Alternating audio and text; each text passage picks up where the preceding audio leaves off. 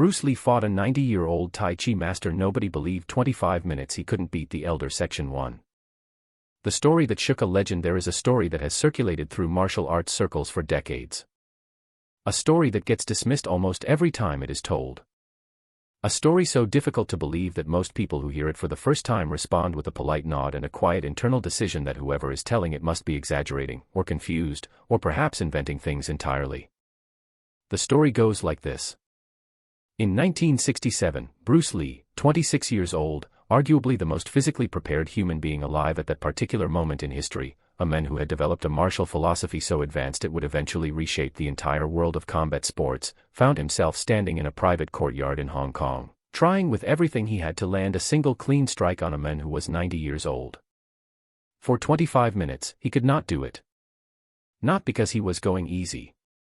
Not because the old man had armed himself with some device or trick. Not because the setting was rigged in any way.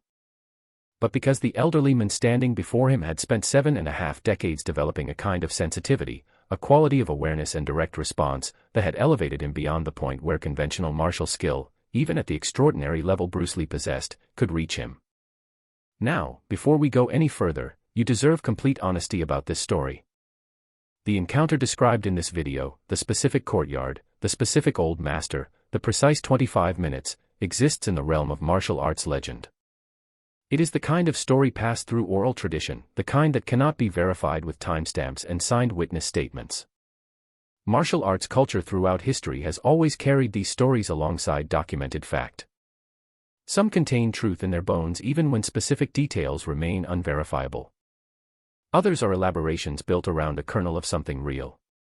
And some function entirely as teaching parables, illustrations of principles that are themselves absolutely documented and real, even when the specific story attached to those principles may be apocryphal.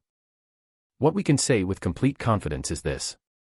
Everything this story is about, the principles it illustrates, the gap it identifies in Bruce Lee's development at this stage of his life, the nature of Tai Chi Chuan's internal power, the concept of Wu Wei and listening force, and Bruce Lee's own documented philosophy and his statements about the levels of mastery he was still striving toward, all of that is real, factually grounded, and supported by research.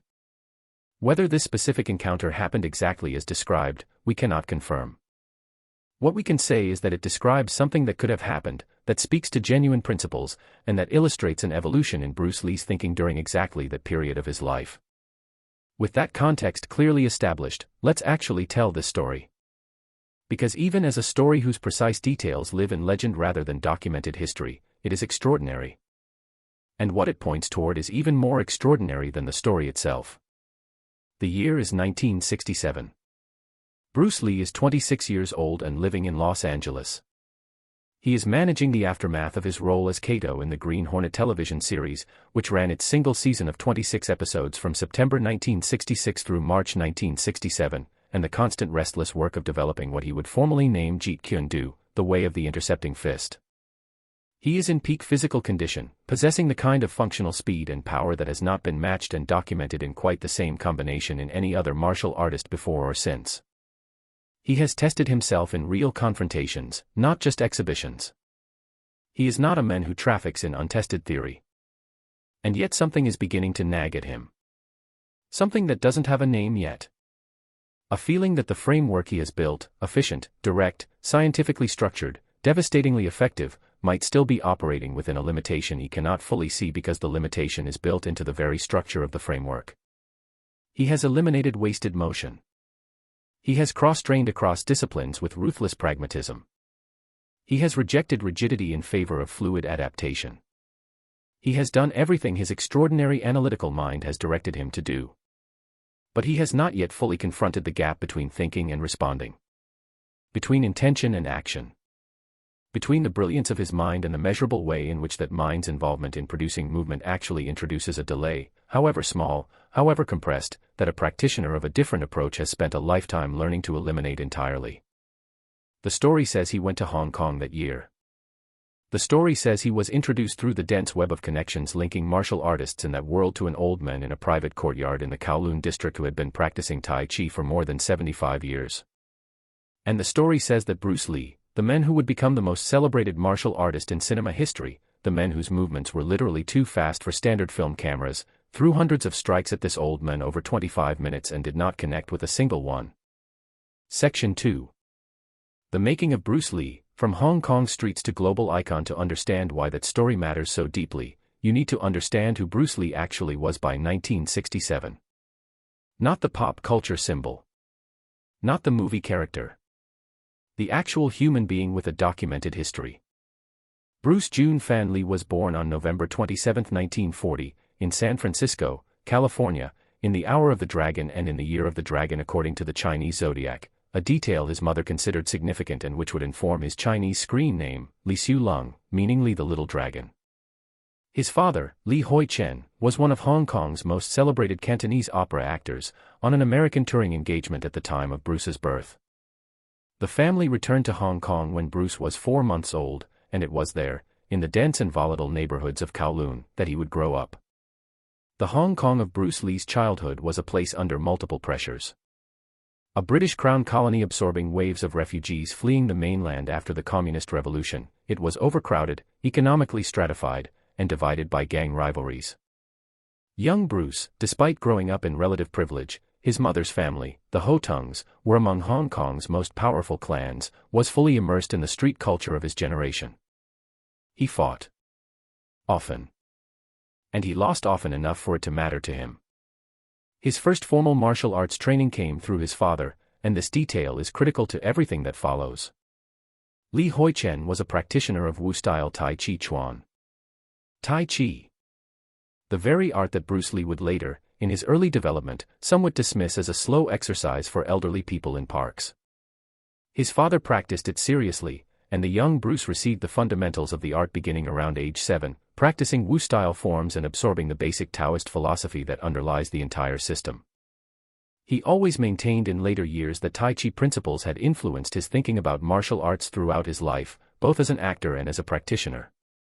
But in his adolescence, what he needed was something faster, something deployable in the chaos of a real street fight, not something slow and inwardly directed. That need brought him to Wing Chun, and Wing Chun brought him to IP Man.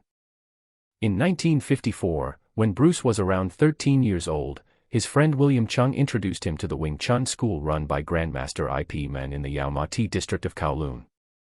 The introduction was not simple or smooth. Wing Chun's traditional community maintained rules against teaching Chinese martial arts to people of non-Chinese heritage, and Bruce Lee's mother was of mixed Chinese and European ancestry. When other students discovered this, many refused to continue training alongside him. IP Man navigated the social pressure by arranging for Bruce to continue training primarily under senior students, most notably Wang Shunliang, one of the most accomplished street fighters in Hong Kong martial arts circles at the time, a man known for engaging in genuine challenge fights and winning them. Under Wang's guidance, Bruce developed at a pace that was unusual. By most accounts he was threatening the senior students within his first year of training. He practiced obsessively. He built a wooden training dummy at home so he could work at night after school. He was also boxing, studying fencing, the European sword art, whose principles of timing and distance management would deeply inform his thinking, and testing himself in real fights in Kowloon's streets and rooftops.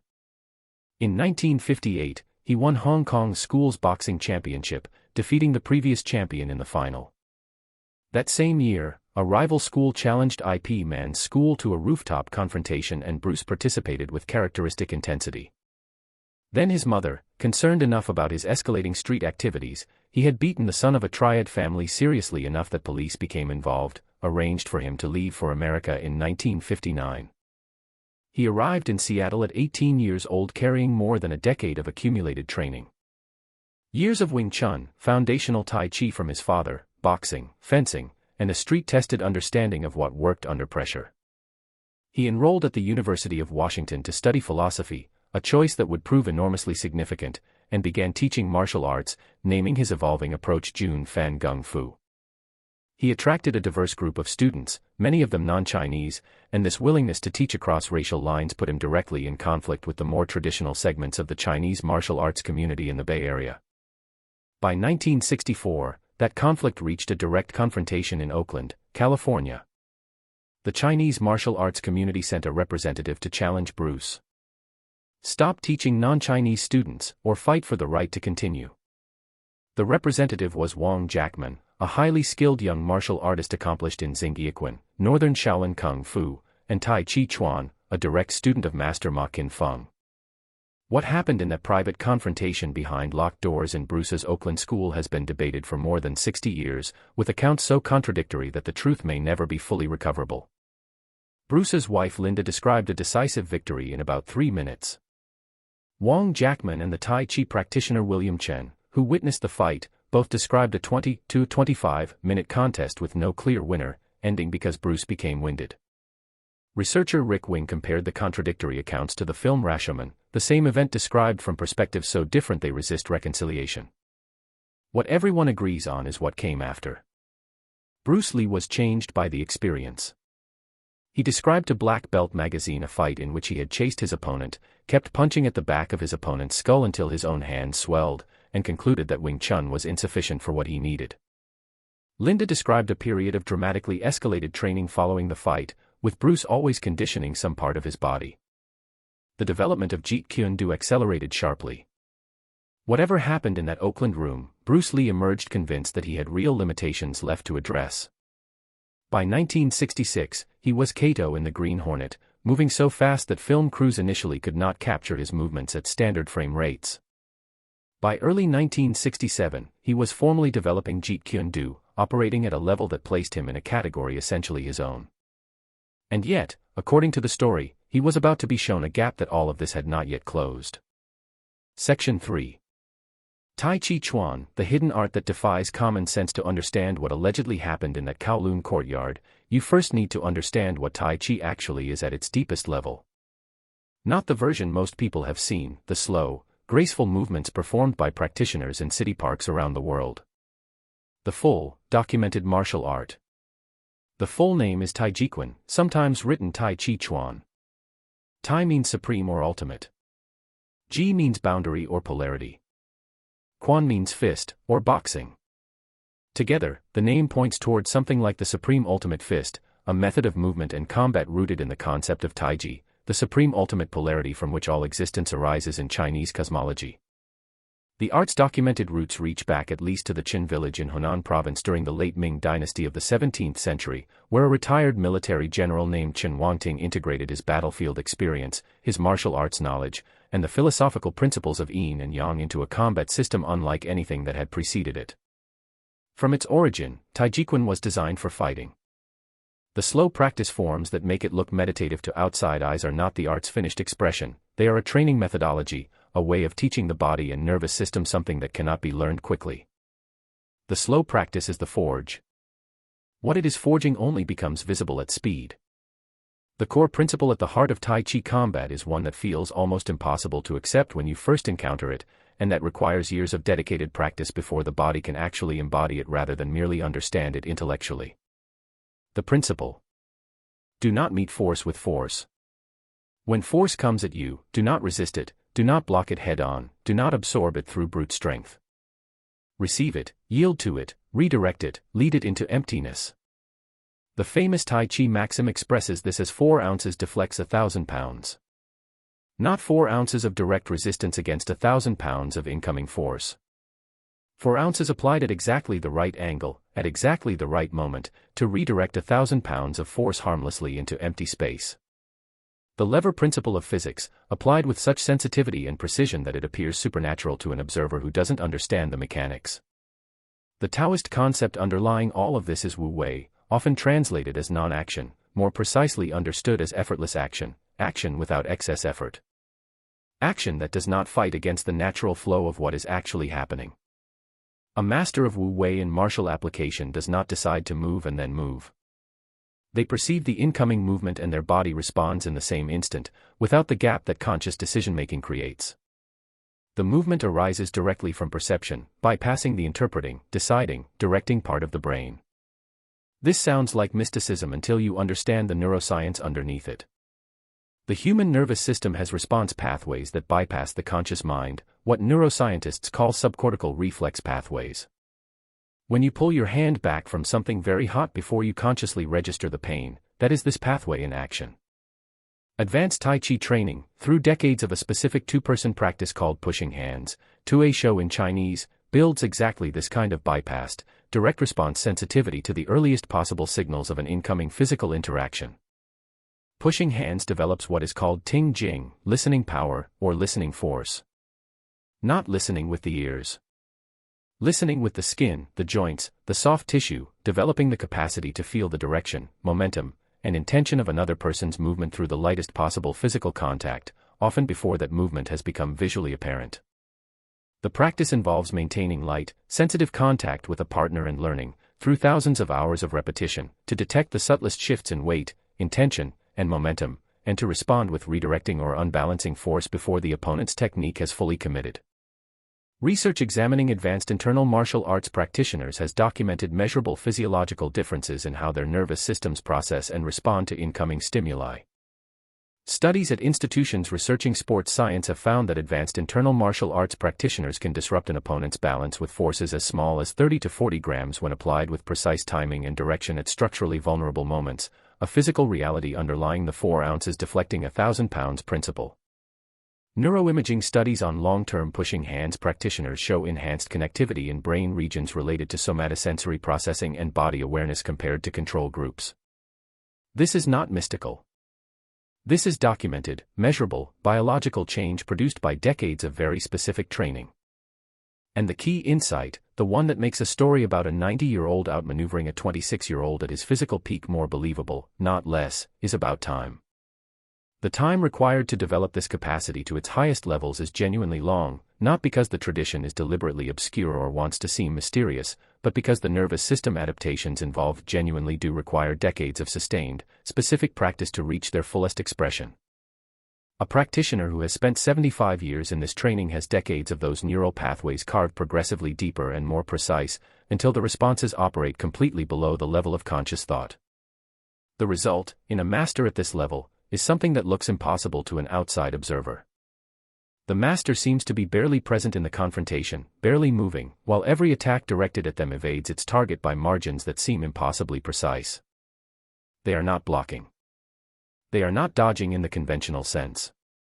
They are simply not being where the attack arrives, because they perceived the intention behind the attack before it fully materialized in the attacker's body. This is what the story tells us Bruce Lee encountered. Whether the story is precisely true in its details or not, this capacity is real. It is documented. It is not theater. It is the result of a very specific training protocol practiced with patience and consistency across timescales that our modern world, obsessed with rapid results and compressed timelines, struggles to take seriously. Section 4. The philosophy that obsessed Bruce Lee. You cannot understand Bruce Lee without understanding his philosophy. Because his philosophy was not separate from his martial arts, it was the foundation his martial arts was built upon. And you cannot understand his philosophy without recognizing how deeply Taoist it was, how closely aligned it was with the same principles underlying the internal martial arts he had somewhat dismissed. At the University of Washington, where he enrolled in 1961, Bruce Lee studied philosophy alongside drama. He was a voracious and determined reader who would eventually amass a personal library of several thousand volumes covering Eastern and Western philosophy, psychology, martial arts texts, and physical conditioning science. He took philosophy not as an academic exercise but as living practice, something to be tested against experience and refined the same way you refine a technique, by keeping what works when tested against reality and discarding what doesn't. The Eastern philosophical tradition that spoke most directly to him was Taoism, particularly as expressed in Lao Tzu's Tao Te Ching, the ancient text that articulates the principles of the Tao, the Way, with a combination of simplicity and inexhaustibility that has made it one of the most translated texts in human history. The Taoist concept of water became perhaps Bruce Lee's most famous philosophical metaphor. His instruction to empty your mind, be formless, shapeless, like water has been quoted so many times it has become nearly a cliché. But the idea it contains is genuinely radical when you sit with it. True strength does not have a fixed form, because a fixed form can be identified, analyzed, and overcome. Strength that has no fixed form cannot be effectively attacked, because there is nothing stable for an attack to target. Jeet Kune Do, which Bruce Lee formally named in 1967, right at the time of this story, was built directly on these Taoist foundations. The art's guiding motto is using no way as way, having no limitation as limitation. This is almost a direct translation of Taoist thought into martial application. The insistence on formlessness, on absorbing what is useful from any source regardless of origin, on adapting to the specific reality of any given confrontation rather than imposing a predetermined pattern onto it, all of this is Taoist. It is also, fascinatingly, deeply aligned with the principles of Tai Chi Chuan, the very art he had been somewhat dismissing. The genius of his martial mind was the insistence on what he called scientific street fighting. He was not interested in beautiful technique for its own sake. He was not interested in tradition preserved beyond its utility. He was interested in what actually works when the stakes are real. He brought a scientist's mindset to martial arts: hypothesis, testing, observation, revision, discarding failures regardless of how beloved the tradition surrounding them was. This revolutionary contribution would directly anticipate the development of modern mixed martial arts by decades. But here is the subtle irony that the Kowloon Courtyard encounter, if it happened as described, would have brought into undeniable focus. For all of Bruce Lee's insistence on eliminating waste, on maximum efficiency, on reducing action to its essential components, he was still consciously directing all of this. He was still running the extraordinary machinery of his intelligence through every exchange. And his intelligence, as fast as it was, as thoroughly trained as it was, still introduced a gap between perception and response. The full sequence of sense, interpret, decide, act was still a sequence with multiple steps, however compressed. What Tai Chi's advanced internal training aims to collapse is that sequence itself. Not to make it faster, but to eliminate the interpretation and decision steps entirely, replacing them with direct, conditioned, automatic response. When the response arises not from thought but from the body's conditioned sensitivity, it operates below the level where conscious speed applies as a meaningful variable. Bruce Lee knew this principle. He had written about it. His concept of non-classical movement, of a direct and immediate and non-deliberate response to whatever was present, was pointing exactly at this. He had the conceptual framework precisely right. What the story tells us is that he had not yet fully embodied it. And encountering someone who had embodied it at the highest possible level, through precisely the training tradition his own art was philosophically aligned with, was like seeing a map of territory he had correctly identified but not yet traversed. His teacher Ip Man had once told him to relax, to calm his mind, to follow the opponent's movement, to let the basic reality of his awareness do the counter-movement without interfering deliberation. These were the same principles Tai Chi Chuan had been refining for generations. They had been present in front of Bruce Lee his entire martial life. The encounter in the courtyard was, if the story holds any truth, the moment when those principles ceased to be intellectual knowledge and became viscerally, inescapably real. Section 5. The Wong Jackman fight, the night that changed everything. Before we arrive at the courtyard in 1967, we need to spend time in Oakland in late 1964, because that earlier confrontation is the necessary context for understanding where Bruce Lee stood in his development when the Kowloon encounter supposedly occurred.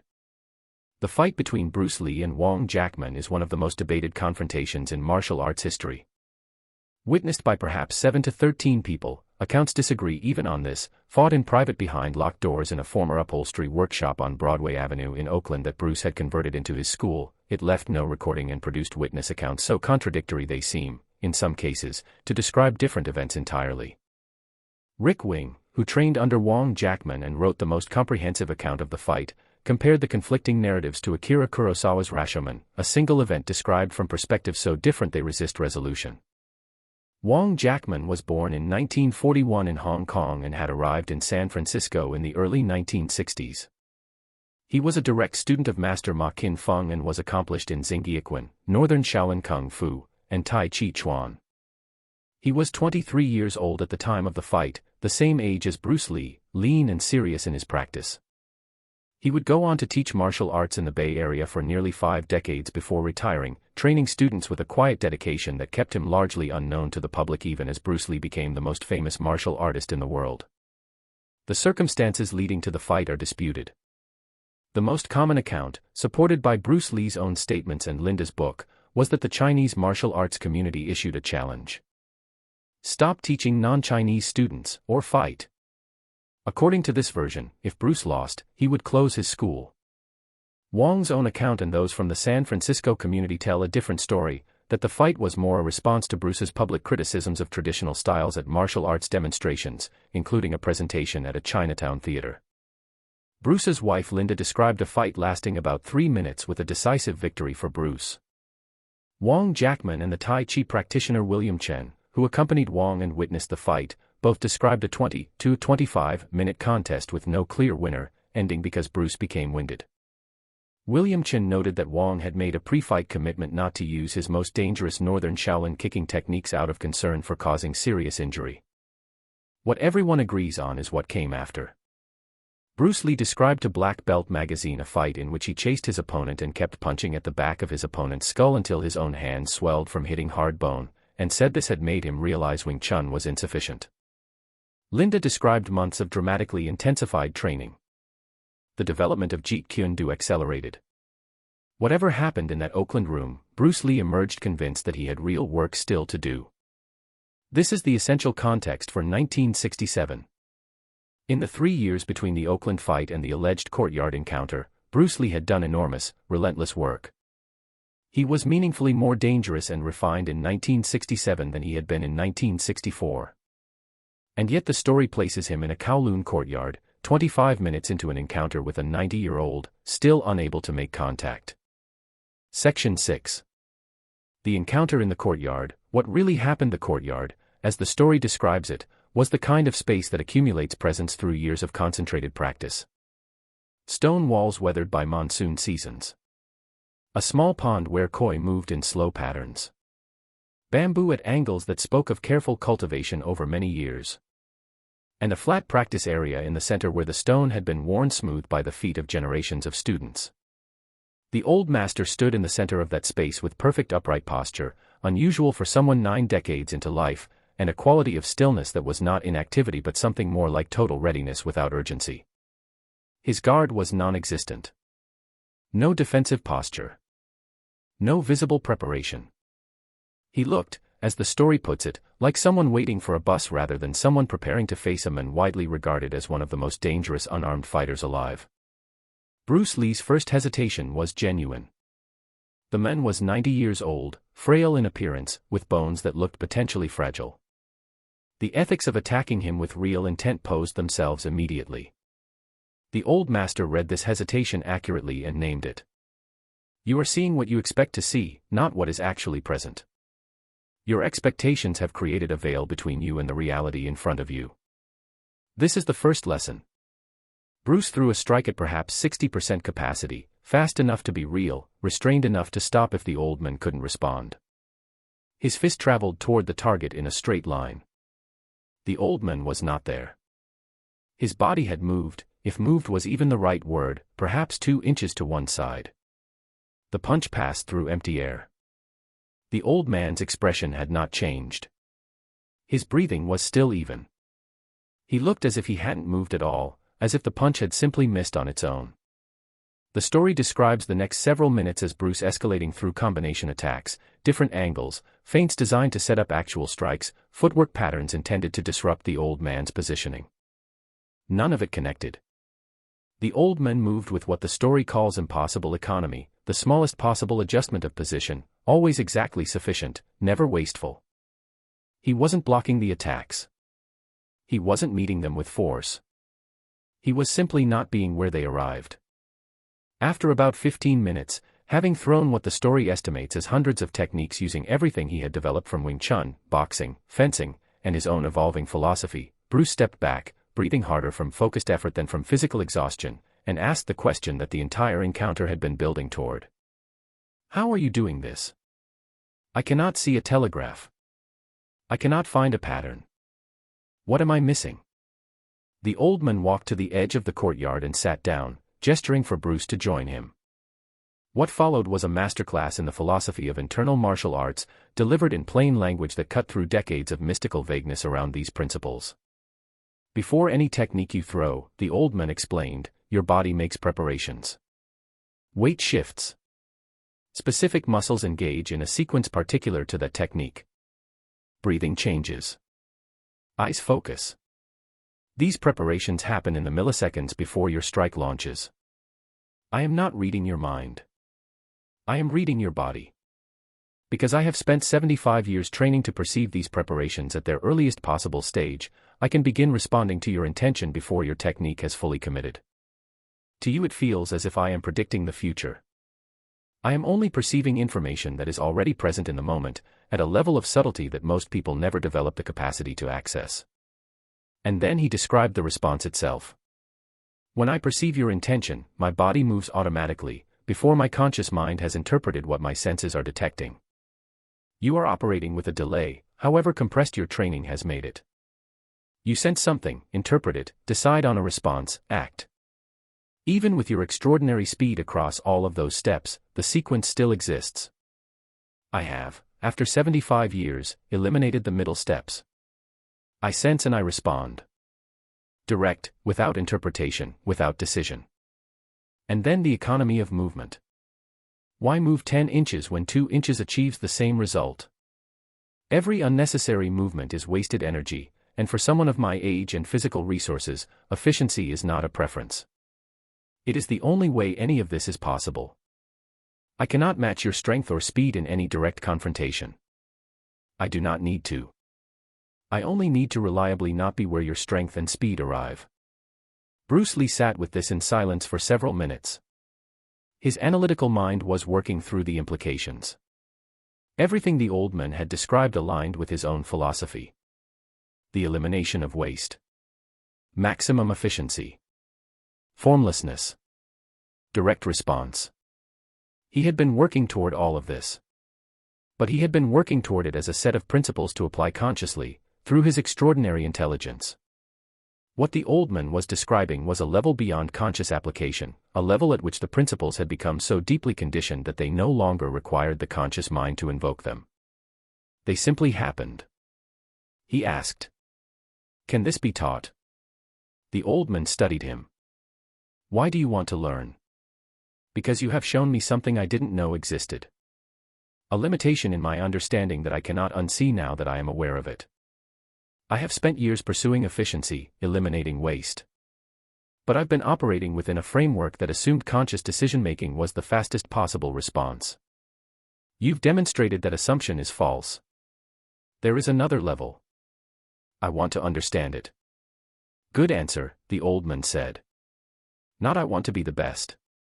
Not I want to defeat everyone. Just honest curiosity and willingness to acknowledge limitation." Section 7. The science behind the impossible. Ting Jing and Wu Wei in practice. Let us step back from the story for a moment and examine the principles it describes against what we actually know from documented research and practice. Because the principles themselves, however the narrative around them may have been shaped by legend, are real, documented, and scientifically interesting in ways that go well beyond traditional martial arts history. Ting Jing, the listening force the old master described, is a specific and documented training outcome of pushing hands practice. Pushing hands, or Tue Shou, is the two-person sensitivity training exercise central to Tai Chi Chuan's martial development. The Wikipedia entry on pushing hands describes it as the two-person training routine that allows students to develop the sensitivity to feel the direction and strength of a partner's intention through sustained light physical contact.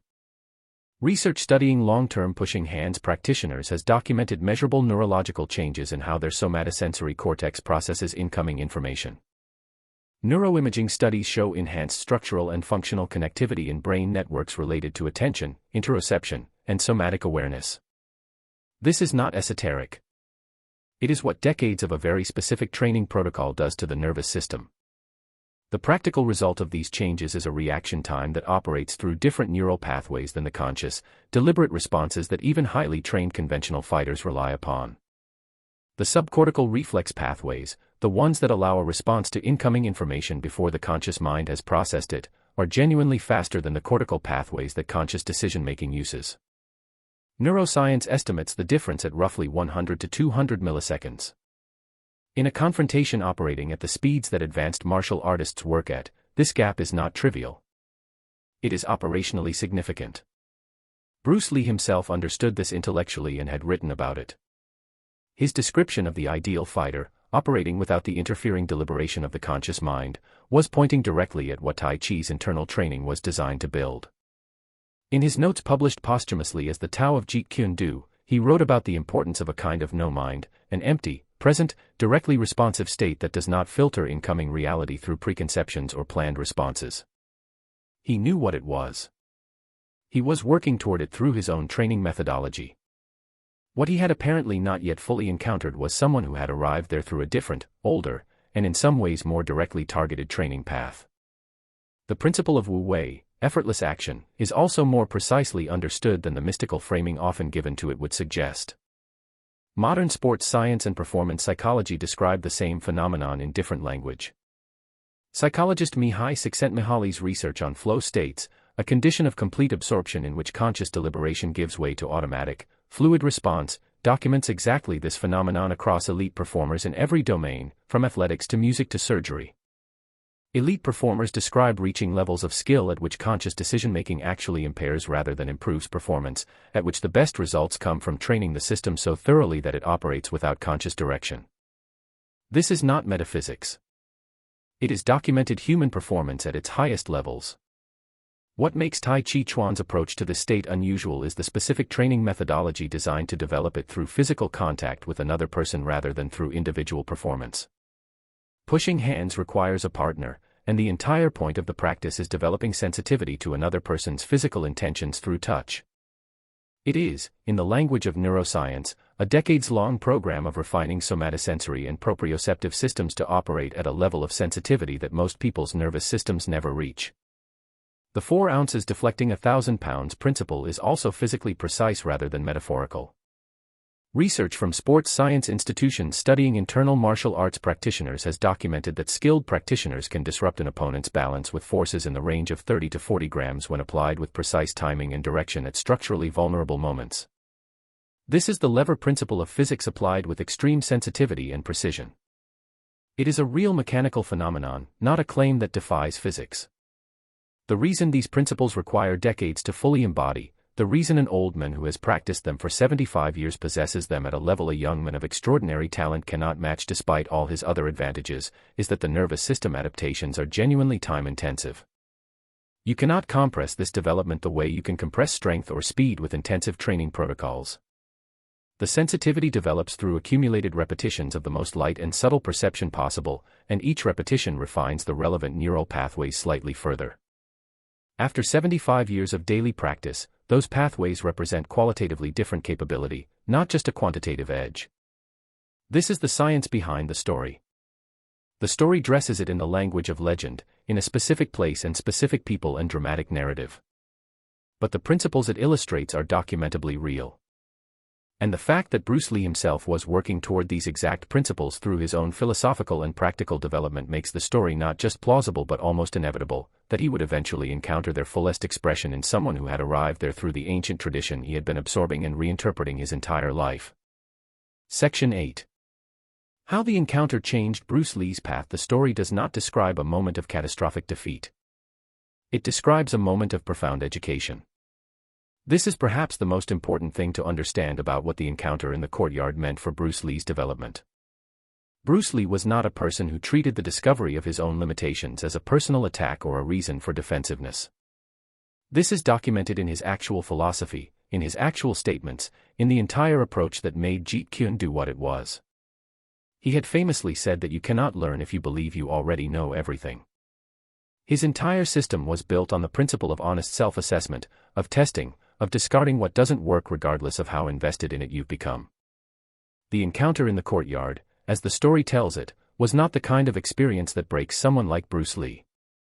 It was precisely the kind of experience he had built his philosophy to recognize and metabolize. In the story, the old master agrees to teach him. Not forms. Not specific techniques. Something more fundamental, the door to a different level of development, the development of the sensitivity and conditioned directness that had made the 25-minute demonstration possible.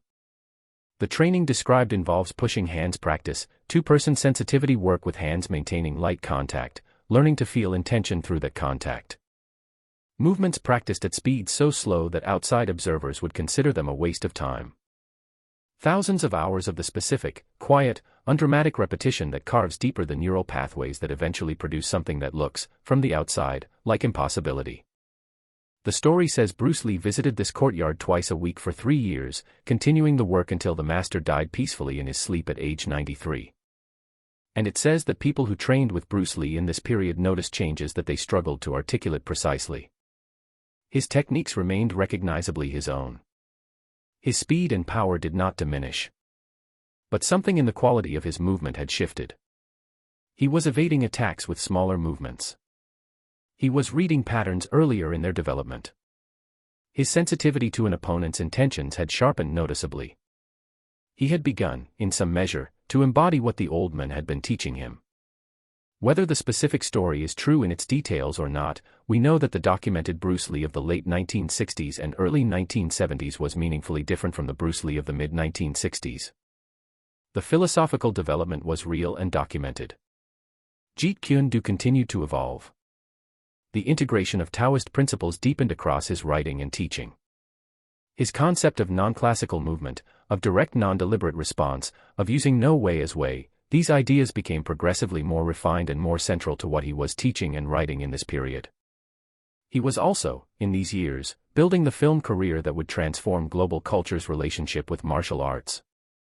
After The Green Hornet ended, he spent several frustrating years in the limbo of Hollywood's resistance to leading roles for Asian actors, teaching private students including James Coburn, Steve McQueen, and Kareem Abdul-Jabbar while struggling to get the film work that would match his abilities.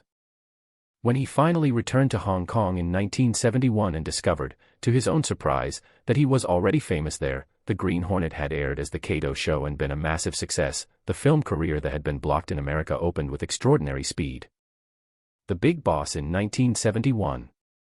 Fist of Fury in 1972. Way of the Dragon in 1972. Enter the Dragon in 1973. For films in approximately 24 months that transformed the global landscape of martial arts cinema. What audiences saw in those films, the economy of movement, the precision, the devastating efficiency combined with a quality of relaxed readiness that looked almost casual until it exploded into action, was the culmination of everything Bruce Lee had been building across his entire life. The martial arts philosophy. The physical training. The Taoist principles. And, if the story is true in its essence, the sensitivity training in a Kowloon courtyard that had added a dimension his public philosophical writings could describe but that could only be embodied through exactly the kind of dedicated, patient, unglamorous repetition that the internal arts tradition demands. Section 9. Legacy, what Bruce Lee left behind. Bruce Lee died on July 20, 1973. He was 32 years old. He was on the verge of the international cinematic breakthrough that Enter the Dragon, released just 6 weeks after his death, would represent. The exact cause of death has been debated for more than 50 years, with the official coroner's verdict attributing it to a reaction to the painkiller Equagesic that caused cerebral edema, swelling of the brain. Later theories have suggested causes ranging from heat stroke, possibly connected to his removal of underarm sweat glands for filming, to hyponatremia, a dangerous drop in blood sodium levels from excess water intake. A 2025 Hong Kong television investigation concluded that sudden unexpected death in epilepsy was the most likely cause. The specific mechanism remains genuinely uncertain. Whatever the cause, he was gone at 32, with 2 young children, 8-year-old Brandon and 4-year-old Shannon, and a body of work and a philosophy that had only just begun to show the world what it would ultimately become. The scale of what was lost is still staggering to consider. He had barely reached the opening stages of the career that his abilities had always pointed toward. The philosophical and martial system he had built was, by his own account, perpetually evolving and unfinished, meant to keep growing. Time named him one of the 100 most important people of the 20th century. A biography published in 1975 sold more than 4 million copies by 1988. His daughter Shannon has spent decades preserving and extending his legacy through the Bruce Lee Foundation. The impact on martial arts and combat sports across the half-century since his death is nearly impossible to overstate. The practitioners of mixed martial arts, the most technically sophisticated, best-tested combat sport in the world, regularly credit Bruce Lee as a direct philosophical ancestor. His insistence on cross-training, on testing techniques against genuine resistance, on discarding what doesn't work regardless of which tradition it came from, on treating martial arts as science rather than religion, these were radical positions in 1967 that have since become the foundational assumptions of how the most serious combat athletes in the world train. MMA coaches and fighters who have no particular interest in Bruce Lee's biography or films operate on principles he articulated decades before the institutions that embody them existed. His philosophical legacy is if anything even more widespread than his martial legacy. The instruction to be water, to be formless, shapeless, adaptive, has been adopted far beyond martial arts into business, psychology, personal development, and creative practice. The principle of absorbing what is useful, rejecting what is useless, and adding what is specifically your own has become one of the most widely cited frameworks for learning and adaptation in any domain. These ideas were arrived at through martial arts and philosophy, tested against real confrontation and real study, and articulated with a clarity that made them available to anyone willing to think about them seriously. And then there is the deeper layer, the one this story points toward. The idea that there are levels of skill and development that most people never imagine exist because they have never encountered anyone who has reached them. The idea that mastery is not only doing the right things better and faster, but potentially doing them differently in kind, developing capacities that operate through different mechanisms than the ones most people train. The idea that the most dramatic advances sometimes come not from adding more to what you already do, but from removing something, specifically, removing the gap between perception and response that the conscious, deciding mind introduces. Bruce Lee understood this. He wrote about it. He taught it. He spent his adult life working toward it. The story of the 90-year-old Tai Chi master in the Kowloon Courtyard is, whatever its specific historical truth, a story about that understanding becoming visceral and undeniable in a way that intellectual grasp of the principle alone cannot provide.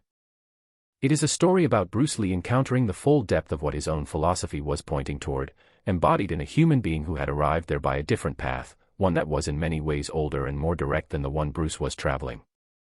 The master in the story never fought publicly. Never competed. Never sought recognition. He simply existed in his courtyard and practiced his art until the day he died, teaching occasionally the students who approached with genuine curiosity rather than a desire to challenge or to collect trophies. And Bruce Lee, who would become the most famous martial artist in history, left that courtyard, according to the story, having experienced one of the most important encounters of his martial life. Not because he learned new techniques.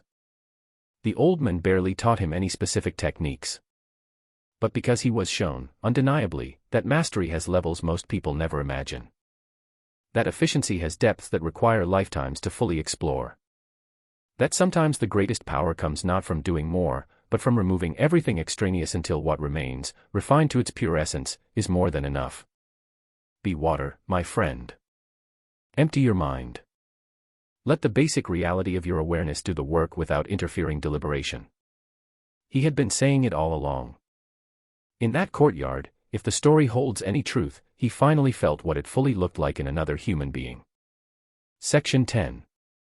What this story means for all of us. Stories like this one persist because they point at something real about the nature of mastery, about the relationship between knowledge and embodiment, about the difference between understanding a principle and having allowed that principle to so thoroughly reshape you that it operates automatically, without your conscious participation. We live in an age that wants to compress everything. Shortcuts. Better methodologies. 10,000 hours reduced to 1,000 through cleverness. And some things genuinely can be accelerated with smarter training. Bruce Lee himself understood this.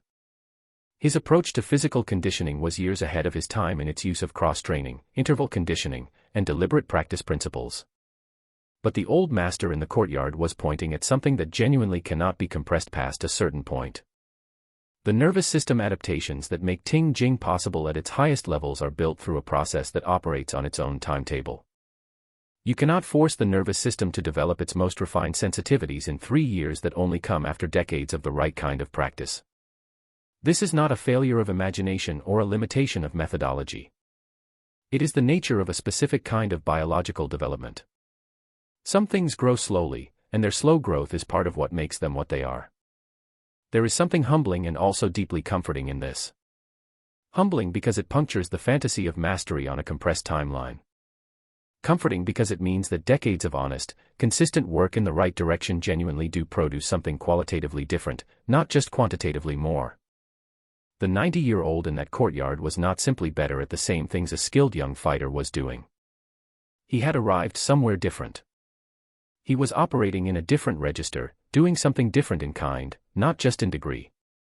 Bruce Lee's willingness to recognize this, to sit with an old man who had just spent 25 minutes demonstrating a limitation he couldn't solve, and to respond with genuine curiosity rather than defensiveness, to ask how and mean it, was itself an expression of the same Taoist openness that his entire philosophy was built on. The empty cup. If you already know something, you cannot learn it.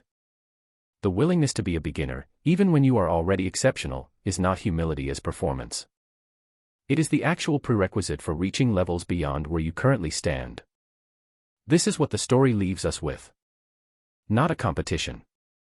Not a ranking of who was better. But a demonstration of what becomes possible when human dedication to a discipline is sustained long enough and deeply enough that it transforms not just skill but the very mechanism through which skill operates. The courtyard is still there, somewhere.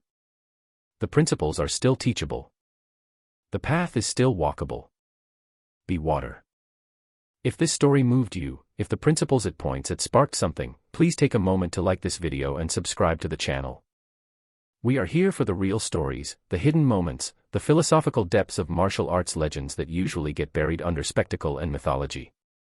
If you want content that treats these traditions and these lives with the seriousness they deserve, staying connected to this channel is how you make sure you don't miss it. There is more to uncover. We will be here when you are ready.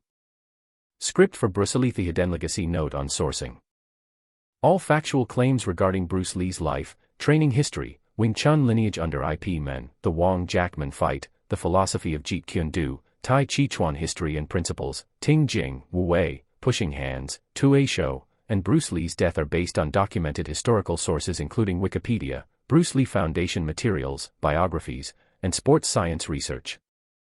The central narrative of the Kowloon Courtyard encounter is presented throughout as martial arts legend with appropriate contextual caveats about its unverifiable status.